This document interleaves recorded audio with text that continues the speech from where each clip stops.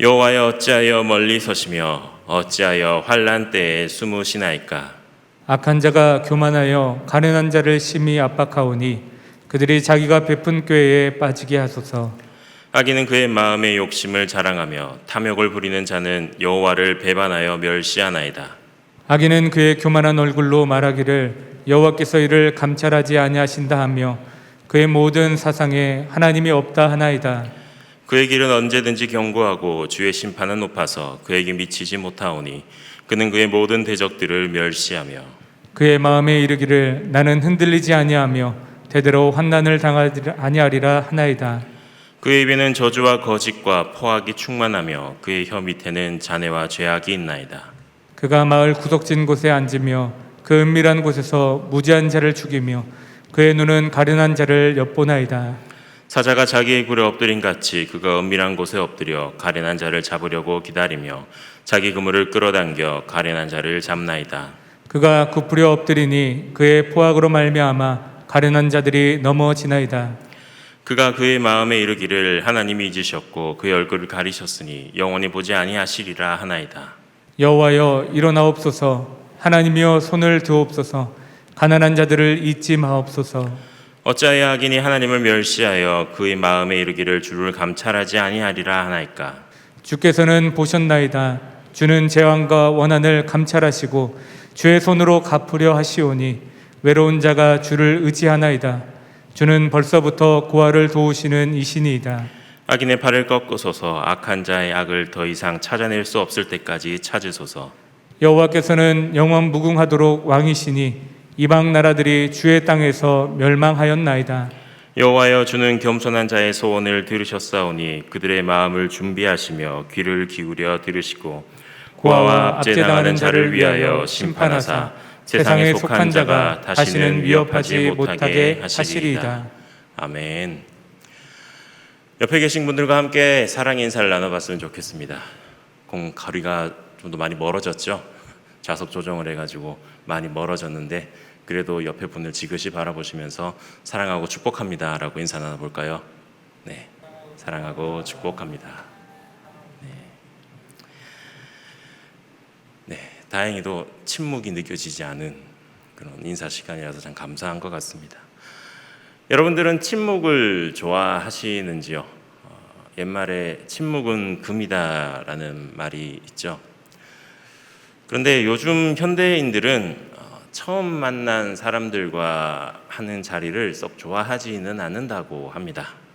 여러 가지 이유가 있겠지만 서로에 대해서 잘 알지 못하는 그러한 상태, 낯설고 어색한 침묵이 느껴지는 그러한 자리, 그래서 첫 만남의 자리를 좀 많이 꺼려한다라고 이야기를 합니다. 그리고 누군가에게 질문을 하였을 때 아무런 대답이 들려지지 않는 그렇게 느껴지는 침묵의 시간, 특히 이 성경 공부 시간이라든지 묵상 나눔하는 시간에 어떻게 생각하세요? 또 뭐라고 생각하시나요? 라고 질문을 하면 여지없이 다가오는 그런 침묵의 시간, 고요함, 아니면 무슨 일이 있을 때 누가 해주실 분, 어떤 모임에 총무 맡아주실 분, 서기해 주실 분, 그러면은 서로 눈치만 보고 가만히 땅만 보고 있는 그런 어색한 침묵, 그런 적막감, 그런 침묵은 만나는 사람마다 다르겠지만 참 견디기 힘든 그런 느낌을 가지고 옵니다. 특히나 사람들 사이에서의 침묵은 더더욱 그러하죠. 더욱이나 서로 사랑하는 사이에서, 사랑하는 관계에 있어서 그러한 침묵이 느껴진다면 그것은 교제의 단절을 의미하기도 합니다. 그래서 침묵은 인간관계를 맺음에 있어서 큰 고통으로 우리에게 다가오기도 하는 것이죠.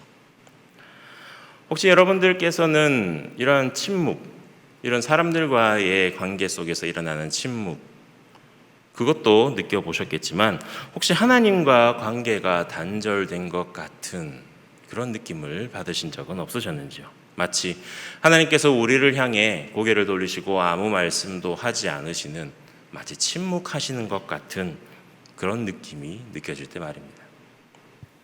그럴 땐 참 힘듭니다. 사람들 사이에서도 그런 침묵, 그런 단절이 느껴지면 참 힘든데 하나님과 나 사이에서, 하나님과 우리와의 그런 관계 속에서 그러한 침묵이 느껴진다면 정말 견디기가 힘들 것입니다. 하나님께서는 종종 우리가 잘못을 하였을 때 또는 하나님으로부터 멀어지는 죄악들을 범하고 있을 때 우리를 다시금 되돌리게 하시기 위해서 우리에게 징계도 내려주시고 고난도 주시고 역정도 주시기도 하십니다. 그런데 하나님의 침묵은 이러한 것과는 조금 다른 의미로 우리에게 다가옵니다. 앞서 말했듯이 사랑하는 사람과에 있어서의 침묵은 교제 단절을 의미한 것처럼 상대방에게 큰 고통을 가져다 주죠. 마찬가지로 하나님과 우리와의 그런 교제와 그런 침묵과에서도 우리는 큰 고통을, 어려움을 느끼게 됩니다. 마치 예수님께서도 십자가에서 우리의 죄를 짊어지고 고난과 핍박을 당하셨을 때 하나님께 울부짖었을 때 응답하시지 않는 그런 하나님의 모습을 보고 참 괴로워하셨다는 것, 고통이 오셔왔다는 것을 우리는 말씀을 통해서 발견할 수가 있습니다. 분명 하나님께서는 우리와 교제하기 원하십니다. 사람을 우리와 하나님과 같은 형상으로 만드셔서 직접 생기를 불어넣어 주시고 말하고 들을 수 있는 능력도 허락해 주셔서 사람들과의 의사소통 그리고 그 하나님의 마음을 우리는 발견할 수가 있는 것입니다. 우리와 끊임없이 소통하고 싶어 하시는 그 하나님의 마음. 그래서 하나님께서는 세상을 창조하신 이래로 끊임없이 자신을 나타내어 주셨고 인격적인 교제를 우리에게 보여주셨고 그러한 교제 가운데 사람들을 끊임없이 인도해 주셨습니다.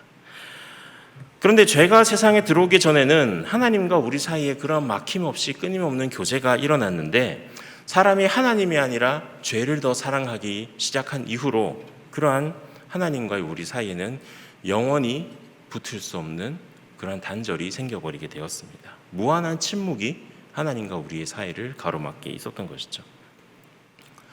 그런 하나님께서는 너무나도 우리를 사랑하셨기 때문에 무한하신 자비하심과 그 열정으로 우리에게 끊임없이 다가와 말씀해 주셨습니다.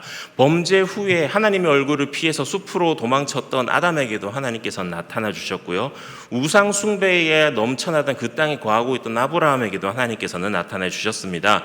부모에게서조차 잊혀졌던 작은 아들이었던 다윗에게 하나님께서는 친히 나타나 주셨고요. 선지자들을 통해서 그리고 천사들을 통해서 때로는 직접 하나님의 백성들 앞에 나타나고 말을 걸어 주셨습니다.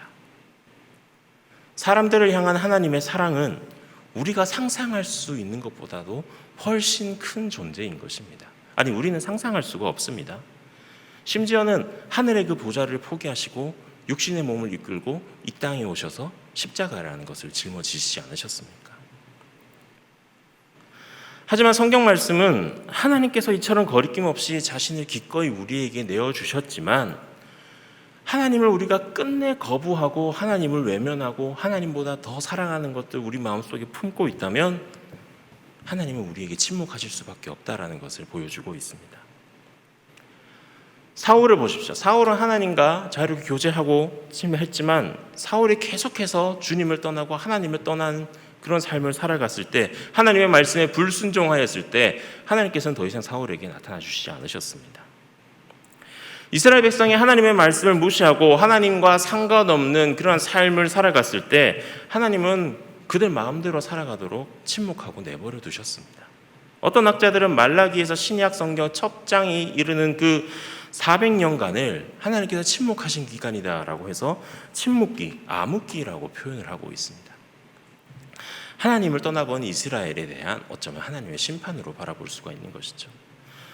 사실 우리가 주님의 음성을 듣고자 하는 마음보다 하나님께서 우리에게 말씀해 주시고 우리에게 다가와 주시고 우리와 함께 하고 싶어 하시는 그 마음이 더 크다는 것이죠. 그런데도 불구하고 왜 하나님께서는 우리와 그런 친밀한 교제를 나누지 못하고 있는 것일까요? 아니, 왜 우리는 하나님과 그런 교제의 자리로 나아가지 못하는 것일까요?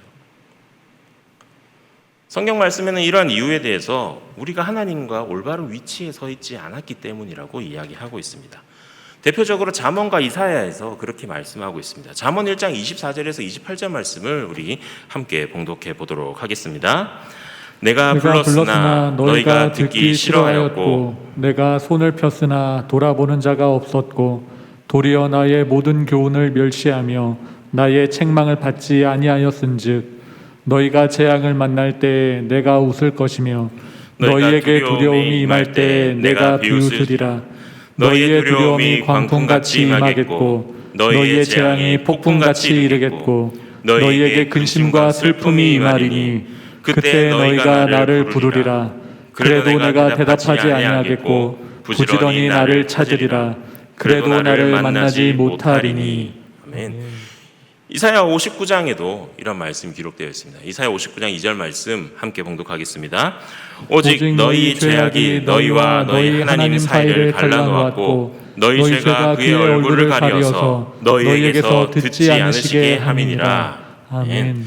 하나님의 침묵은 사람들이 하나님의 말씀을 어겨버리고 무시하고 거절하고 듣지 않으려고 했기 때문이라고 이야기합니다. 하나님은 거룩하시고 완전하신 이 하나님의 말씀 가운데 그 이유들을 다 기록해 놓으셨습니다. 하나님은 우리가 하나님의 말씀대로 순종하고 하나님의 말씀에 사로잡히기를 분명 원하시는데 우리가 그러지 못했기 때문에 그러한 침묵이 나타난다는 것이죠. 우리가 메마르고 척박하고 그런 광야 같은 세상 속에서 살아가는 것도, 우리의 신앙이 끊임없이 흔들리며 뒤로 물러서는 것도 어쩌면 우리가 하나님의 그 말씀에 온전히 듣지 않고 하나님 말씀에 순종하지 아니하고 내가 원하는 대로 아니면 세상이 바라는 대로 그러한 식으로 우리의 인생을 돌아가 살아버렸기 때문 아니었을까요? 이스라엘이 그 걸었던 그 암흑기 속의 그 모습, 그 길을 우리도 지금 걸어가고 있는 것은 아닌지, 나는 그러한 하나님의 말씀을 어떻게 대하는지 돌아볼 수 있는 저 여러분들이 되시기를 간절히 소원합니다.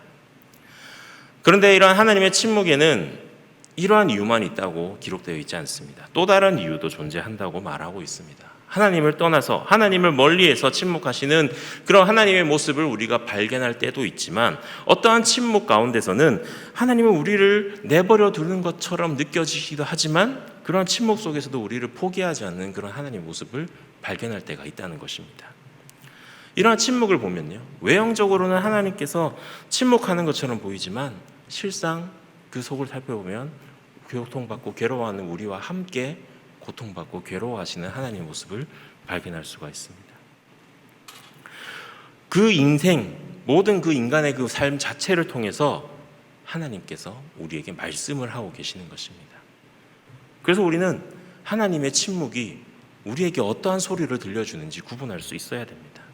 오늘 본문에서 다윗은 하나님은 침묵하시는 분이라고 하면서 그때 당신은 어디 계셨습니까? 라고 부르짖는 모습을 보여줍니다.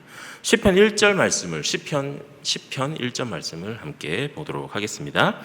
여호와여 어찌하여 멀리 서시며 어찌하여 환난 때에 숨으시나이까. 아멘. 우리는 성경에서 침묵하시는 하나님의 모습을 많이 발견할 수가 있습니다. 의인 아벨이 가인의 손에 피를 묻혀 살해되던 날, 요셉의 형들이 눈이 멀어서 요셉을 이집트에 팔아버린 때, 그리고 당신이 선택하신 그 이스라엘 백성들이 바벨론의 포로로 잡혀가던 날, 그리고 그분의 아들 예수 그리스도께서 권력자들의 손에 잡혀 십자가에 처형되시던 때, 그때 분명 하나님께서는 침묵하셨습니다. 블레셋과 싸우기 위해 길보아에 진쳤던 사울 왕, 그 사울 왕은 블레셋에서 엄청난 군대의 모습을 보고 두려움에 떨면서 하나님을 애타게 부르짖었습니다. 하나님의 음성을 듣기 위해 애썼습니다. 그러나 하나님께서는 꿈으로도 우림으로도 둠림으로도 선지자로도 대답하지 아니하셨습니다. 그래서 어떻게 됐습니까? 엔돌의 신접한 여인을 찾아가 사무엘을 불러내려고 했죠. 하지만 하나님은 침묵하고 계셨습니다. 그렇지만 우리는요, 그러한 하나님의 침묵 속에서 결코 자포자기하거나 세상의 길, 모든 것을 포기하고 세상이 바라보는 그런 길로 걸어가서는 안 될 것입니다. 참된 신앙인은 그러한 상황 속에서 하나님의 침묵이 어떠한 뜻으로 우리에게 다가오는지 그 의미를 발견해야만 하는 것입니다. 하나님의 침묵 속에는요, 하나님께서 침묵하신 이유 가운데 우리가 하나님의 뜻을 헤아릴 만큼 우리가 성숙한 신앙인으로서 성장했기 때문에 하나님이 침묵하신다는 것도 우리는 깨달을 수 있어야 됩니다. 어린아이가 걸음마를 시작하면 혼자 막 걸어 다니려고 하죠. 여기저기 눈에 보이는데 만지고 싶은데 그곳에 가려고 바둥바둥 애를 씁니다. 그런데 아이가 넘어지면 부모가 어떻게 되나요? 부모된 입장에서 아이가 아플까봐 넘어진 다친 데 없냐? 쪼르르 달려가가지고 아이를 일으켜 세우고 다친 데는 없니? 아픈 데는 없니? 괜찮니? 이렇게 아이 모습을 돌아보죠. 그런데 그것이 한 번이 되고 두 번이 되고 세 번 되고 네 번 되고 아이가 넘어질 때마다 그 아이에게 달려가 아이를 일으켜 준다면 아이는 잃어버리는 법을 배우는데 굉장히 오랜 시간이 걸리고 넘어질 때마다 자신을 돌봐달라고 울음으로써 표현을 하게 됩니다. 그런데 부모가 아이가 넘어질 때 넘어진다 하더라도 매번 그렇게 일으켜 주지 않고 일어날 수 있어, 괜찮아, 다친 데는 없어, 일어날 수 있어, 아우 잘한다, 이렇게 격려하고 응원해 주면 아이는 스스로 일어나는 법을 터득하게 되는 것이죠. 스스로 알아야만이 더 잘할 수가 있는 것입니다. 하나님께서 우리의 탄식에 일일이 대답하지 않으시는 것, 일일이 말씀하지 않으시는 것, 이제는 우리가 스스로 알아서 할 정도로 자라났기 때문 아닐까요? 운동 경기를 보면 가끔 감독이 선수에게 이야기합니다. 네 하고 싶은 대로 해. 너 실력 믿는다. 이렇게 이야기하죠. 내가 하라는 경우. 그런 경우 어떤 것일까요? 경기를 다 포기해버렸을 때 그런 지시를 내리나요? 이제는 이게 가망성이 없으니까 네 하고 싶은 대로 해 라고 생각될 때 그런 지시를 내리나요? 결코 아닙니다. 실력이 없으면 그렇게 지시를 내리지가 않습니다. 감독이 너는 충분히 해낼 수 있어, 너는 그런 충분한 실력을 가지고 있어, 네가 하고 싶은 대로 해봐, 너는 분명히 해낼 수 있어 라는 믿음이 있기 때문에, 그 선수가 그만한 실력을 가지고 있기 때문에 그런 지시를 내리고 있지 않겠습니까? 하나님이 우리에게 침묵하시는 것도 우리가 스스로 이겨낼 수 있는 그런 믿음의 위치에 올랐기 때문이라고, 그런 믿음을 가지고 있기 때문이라고 우리는 기억해야 될 것입니다. 부활하신 예수님은 승천하시기 전에 제자들에게 이렇게 말씀하셨습니다. 마가복음 16장 15절에서 18절 말씀을 함께 보도록 하겠습니다. 또 이르시되 너희는 온 천하에 다니며 만민에게 복음을 전파하라. 믿고 세례를 받는 사람은 구원을 얻을 것이요 믿지 않는 사람은 정죄를 받으리라. 믿는 자들에게는 이런 표적이 따르리니 곧 그들이 내 이름으로 귀신을 쫓아내며 새 방언을 말하며 뱀을 집어올리며 무슨 독을 마실지라도 해를 받지 아니하며 병든 사람에게 손을 얹은즉 나으리라 하시더라. 아멘. 이 제자들이 어떤 제자들이었습니까? 예수님께서 잡히시던 날 다 도망가고 예수님을 모른다고 부인했던 그런 제자들 아니었습니까? 심지어 예수님이 살아났다는 소식도 믿지 않았던 사람들이었습니다. 그런데 이제 주님은 그 제자들에게 모든 것을 다 맡긴다고 하셨습니다. 아직은 부족한 부분도 있지만, 완벽하게 성장하지 못했지만 전적으로 신뢰하고 모든 것을 제자들에게 맡기겠다고 말씀하시는 것입니다. 훌륭한 리더는 일을 맡길 때 전적으로 믿고 맡깁니다. 누군가 믿어주면 그 사람이 용기를 얻고 더 힘을 낼 수가 있게 되겠죠. 반드시 해내겠다라는 그런 의지에 불타게 됩니다. 그리고 마침내 그 믿음에 보답을 하게 됩니다. 제자들도 마찬가지였습니다. 예수님께서 그들에게 모든 것을 맡기고 위탁하였을 때 제자들은 그들이 모든 사역들을 충분히 감당해내었습니다. 그들로 인해서 복음이 지금까지도 우리에게 전파되었고 온 세상 땅끝까지 여전히 퍼져나가고 있는 것이죠. 혹시 기도의 응답이 없다고 조급해하십니까? 아니면 하나님이 침묵한다고 느끼고 계십니까? 그럴 때 결코 실망하지 않으시기 바랍니다. 결코 원망하지 않으시길 바랍니다. 오히려 그럴 때일수록 나를 믿고 의지해 주시고 모든 것을 맡겨주시는 하나님을 붙들어 주시길 바랍니다. 여러분은 하나님의 일을 감당할 만큼 충분히 성숙해지셨다고 하나님께서 우리에게 말씀해 주셨습니다. 그래서 하나님께서는 우리의 모든 것 일일이 간섭하지 않겠다고 하십니다. 이제 우리가 스스로 그 모든 것을 하나님의 뜻에 맞게 할 만큼 우리가 성장해 나아갔다는 것이기 때문입니다. 하나님께서 우리에게 보여주는 그 침묵은 이러한 의미가 있다는 것입니다. 우리를 믿이시겠다는 하나님의 표현이고 하나님의 의지의 표현인 것입니다. 너희는 할 수 있다. 우리를 응원해 주시는 그 하나님을 믿으시면서 우리가 처한 그 어려움들, 고난들, 우리 앞에 놓이는 그런 문제들을 당당히 해결하실 수 있는 여러분들이 되시기를 간절히 소원합니다. 또 이런 하나님의 침묵에는 또 다른 효과가 있습니다. 어떤 것이냐? 하나님이 침묵하시는 동안에는 악의 실체가 드러나는 그런 일도 나타납니다. 악한 자의 특징은 교만을 가지고 있습니다. 악한 자는 교만하기 때문에 평소에는 그것을 감추고 살아가고 있습니다. 하지만 조금만 자신이 득세하거나 상황이 자신에게 유리하게 진행이 되면 숨기고 있던 발톱을 드러내고 자신의 욕망을 마음껏 표출하기 시작합니다. 하나님께 의로운 자들의 호소를 듣지 아니고 침묵하고 계시자 이런 악인들이 행동을 개시하고 본색을 드러내고 있다고 합니다. 본문 2절 말씀 함께 봉독하도록 하겠습니다. 악한 자가 교만하여 가련한 자를 심히 압박하오니 그들이 자기가 베푼 꾀에 빠지게 하옵소서. 아멘. 악한 자는 기회를 엿보다가 하나님이 의로운 자들, 그 의로운 자들의 외침에 응답하지 않으시는 것을 보고 자신의 정체를 드러낸다라고 이야기합니다. 무자비하게 가련한 자를 압박하기 시작합니다. 우리가 너무나 잘 알고 있는 춘향전 알고 계시죠? 춘향전에 나오는 변사또는 부패한 지방 그런 관리의 전형적인 모습을 보여주고 있습니다. 춘향이가 자신의 수청을 거부한다는 이유로 감옥에 가두고 얘를 어떻게 할지 긴 칼을 채우고 고민만 하고 있던 때에 이몽룡이 거지 모습을 행세하고 나타나자 모든 희망을 잃어버리자 그제서야 자신의 생일날 춘향이를 처벌하려고 그들을 끌어내고 있습니다. 하나님이 침묵하실 때, 하나님이 힘없고 하나님이 침묵하실 때 하나님의 사람들, 힘없고 연약한 사람들을 괴롭히는 그런 모습을 우리가 전형적으로 발견할 수가 있는 것이죠. 3절 말씀을 함께 봉독해 보도록 하겠습니다. 악인은 그의 마음에 욕심을 자랑하며 탐욕을 부리는 자는 여호와를 배반하여 멸시하나이다. 아멘.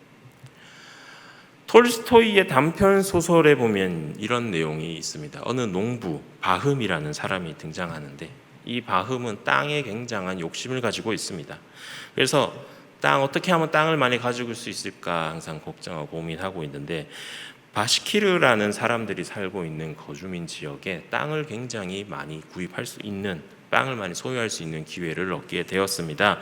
그곳에 가면 1,000루블만 내면은 하루 종일 걸어 다니온 지역이 자신의 땅이 된다라는 이야기를 들었던 것이죠. 그래서 1,000루블을 내고 계약을 해왔습니다. 그런데 조건이 있습니다. 반드시 해가 지기 전까지 출발했던 자리로 돌아와야 된다. 그렇지 못하면 아무리 넓은 지역을 돌아다녀도 그것이 다 무효가 된다라고 했죠.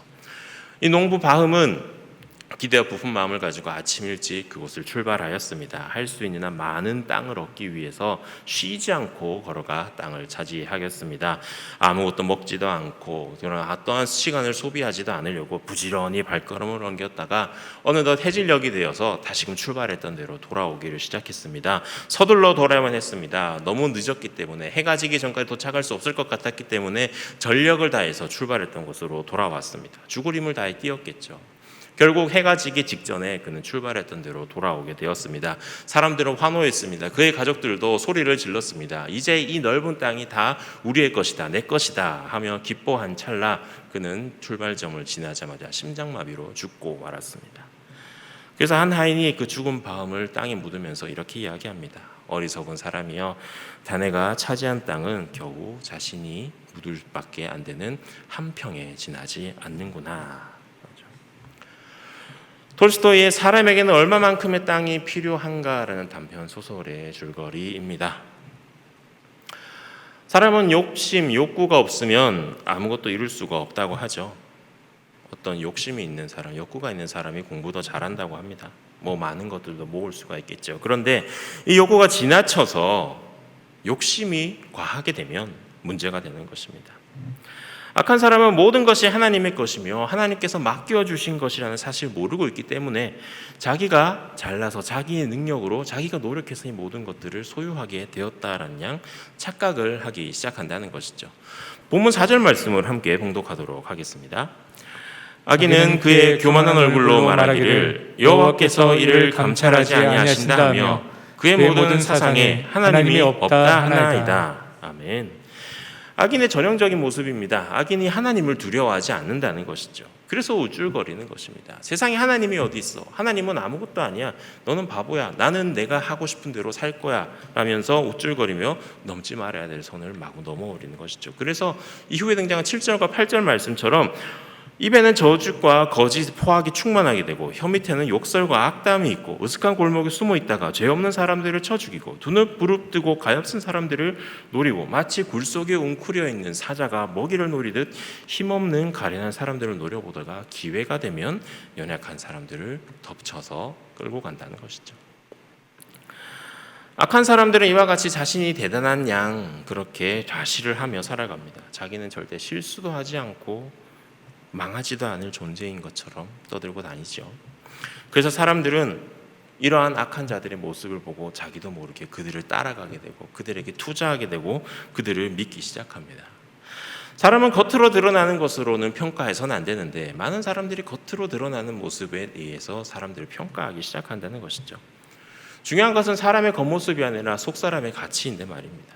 그래서 믿는 사람들은, 우리 신앙인들은 겉으로 보여지는 외형의 모습이 중요한 것이 아니라 그 내면에 담겨져 있는 그 하나님의 속성을 발견할 수 있어야 되는 겁니다. 그 속성을 가리켜서 우리가 선과 악을 구별할 수 있어야 된다는 것이죠. 믿음의 눈으로 보아야만 참된 것을 바라볼 수 있다라는 것입니다. 본문 12절 말씀을 함께 보도록 하겠습니다. 여호와여 일어나옵소서, 하나님이여 손을 드옵소서, 가난한 자들을 잊지 마옵소서.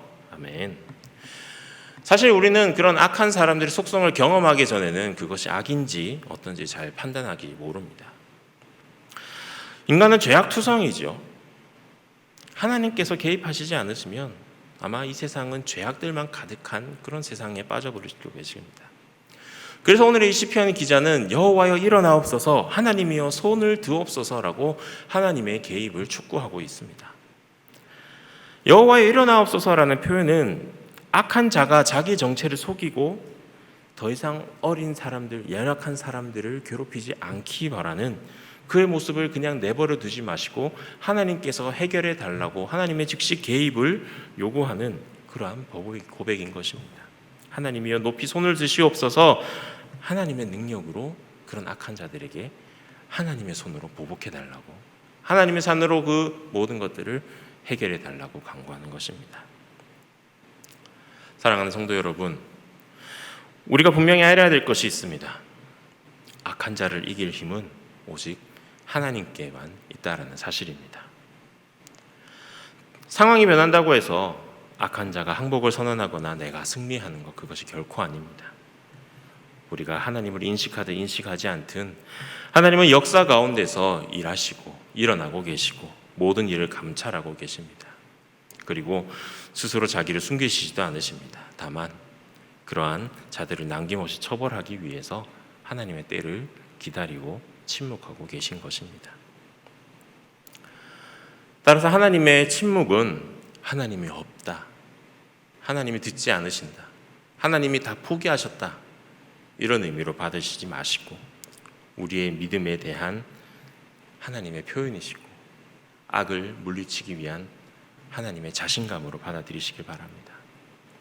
우리를 사랑하시는 하나님은 재앙과 원한을 감찰하시고 또 그것을 갚으시는 하나님이십니다.